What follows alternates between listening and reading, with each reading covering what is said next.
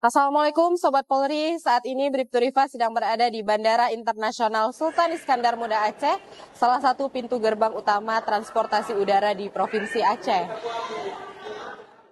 Dalam rangka Operasi Lilin Selawah 2025, situasi arus penumpang di bandara ini terpantau relatif terkendali.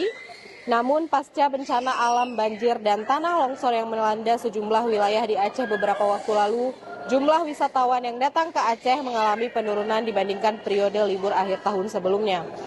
Seiring masih berlangsungnya proses pemulihan di beberapa daerah terdampak bencana, meski demikian aktivitas keberangkatan dan kedatangan penumpang tetap berjalan normal. Untuk memastikan keamanan dan kenyamanan, aparat kepolisian bersama TNI, pengelola bandara, serta instansi terkait terus melaksanakan pengamanan terpadu melalui pos operasi Lilin Selawah 2025. Fokus pengamanan dilakukan pada area terminal, pemeriksaan penumpang, hingga pengaturan arus keluar masuk bandara. Polri juga memastikan pelayanan kepada masyarakat tetap optimal sekaligus memberikan rasa aman bagi para penumpang di tengah situasi pasca bencana. Diharapkan seiring berjalannya waktu dan pemulihan yang terus dilakukan, kepercayaan wisatawan untuk kembali berkunjung ke Aceh akan kembali meningkat.